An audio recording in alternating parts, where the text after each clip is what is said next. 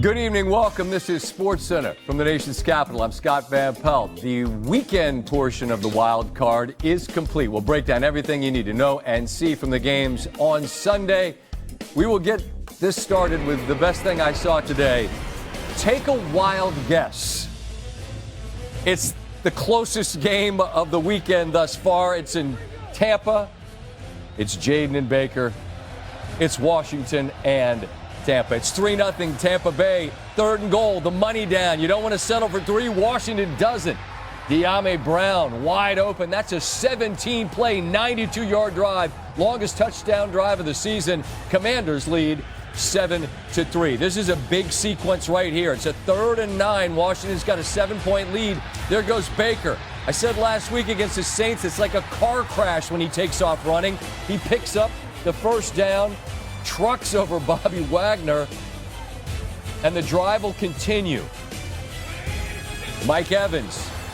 Baker loves him down here close around the goal line, and he gets the better of Lattimore on this one, and that famous feud between those two, which dates back to Lattimore's days in New Orleans. Evans had a big night, his 6th career postseason touchdown.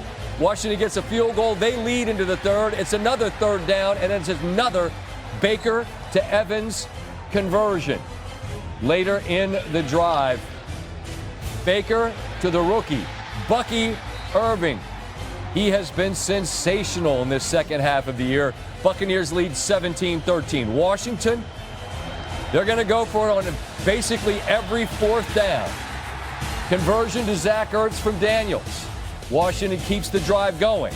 Now into the 4th. Looking deep on 3rd down. Daniels looking for Brown. There's PI on Zion McCollum. Todd Bowles not loving it, but he basically tackled him in the end zone. But Washington couldn't get anything going from the 1-yard line. Now it's Daniels to Ertz. Incomplete. No PI. I believe it's McCauley, right? The NBC rules official. He said, yeah, that's pass interference. They didn't call it. But the very next drive for Tampa Bay, Mayfield puts it on the ground. Jalen McMillan coming on a reverse. Jim Hasselbeck said, yeah, that's Baker's fault. And right as you said that upstairs, we saw the shot of Baker on the bench as he said, that's on me. Now it's on Washington to convert. Again, it's a 4th down. Again, Washington will go for it. This time, Washington cashes it in. It's Terry McLaurin for the touchdown, and Washington now leads under 10 to go in the 4th quarter. Wild card games have been short on dramatics thus far, but this one was all you could ask for. After Tampa went right down the field and got an equalizing field goal, here comes Washington. That's a 3rd down conversion. Conversion to Brown. And now here this toss to Eckler. And he picks up 18. And now you're doing the clock management. And you're figuring this is going to be tricky because if Washington can get enough first downs, they're going to be able to kick it as the game ends. Here on 3rd and 1.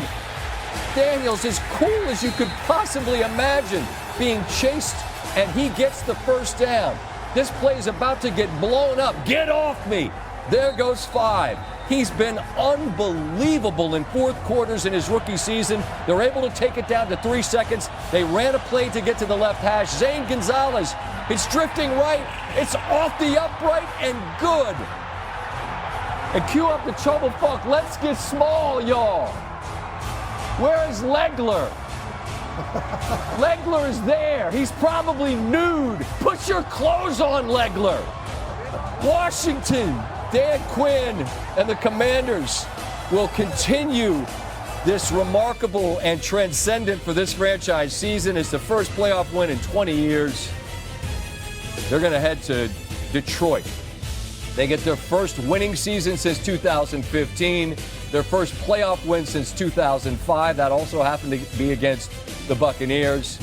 Another victory would give Washington his first NFC Championship appearance since 1991.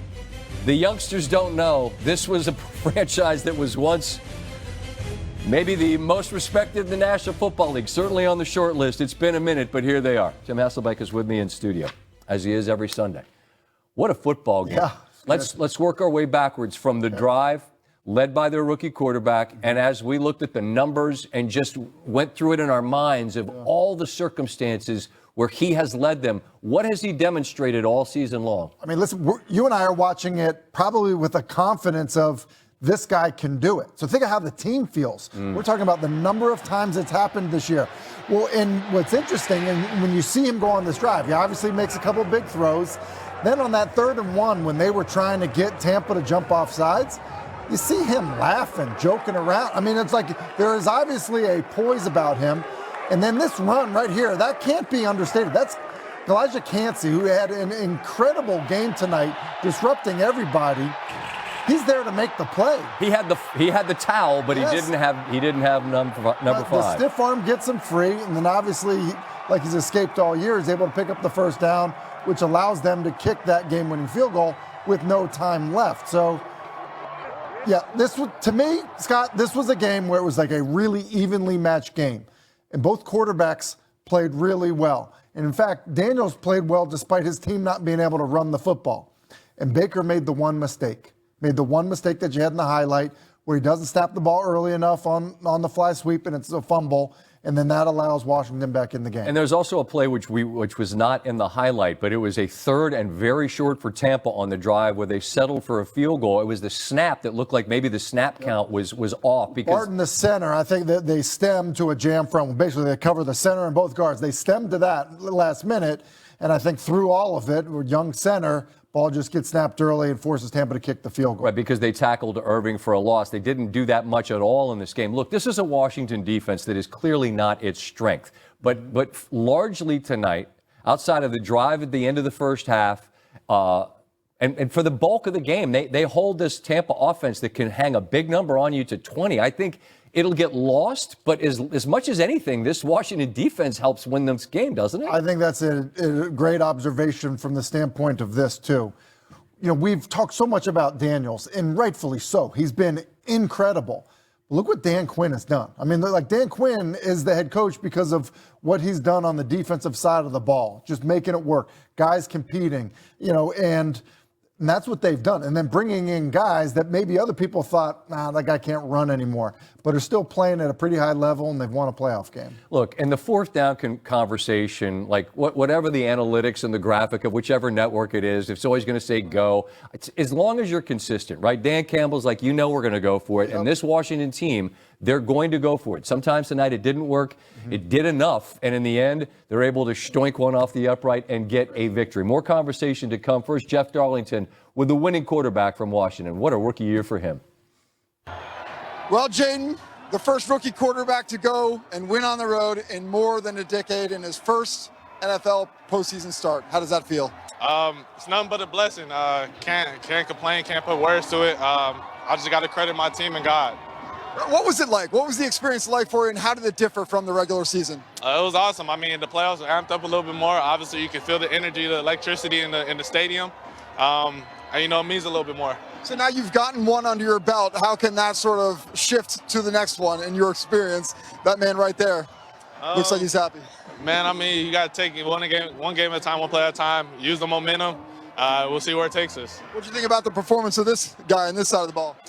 He did all right. I mean, he picked up the ball that was on the ground. Helped us out a little bit, but, he did his thing. Congratulations on the win. Appreciate you. That's just who the guy is. And again, knowing some of the folks within the organization, Tim, this has been the conversation from May through the season.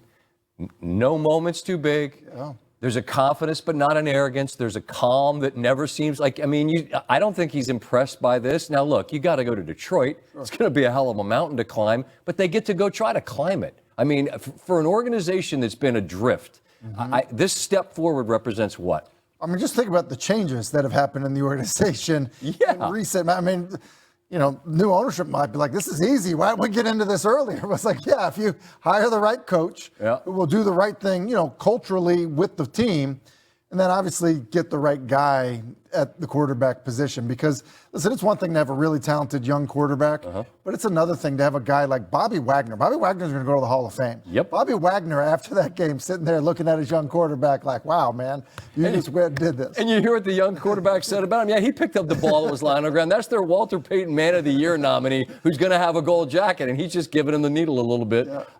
It's a remarkable night for this franchise that has been, as I said, it's been adrift for quite a while. Now you get to go take on Detroit. Sit tight. We'll continue the conversation of the games from today. Nhớ vòng mình hoàn thành rồi, video mình đến đây là kết thúc nhé.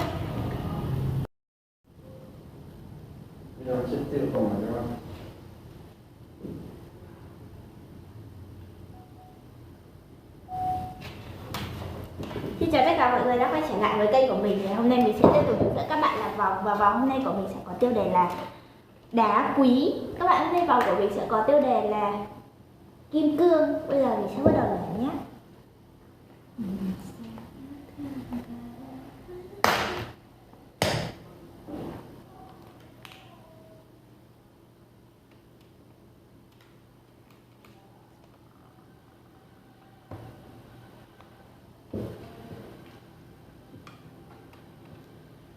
Phút. Màu đầu tiên sẽ là màu hồng nha.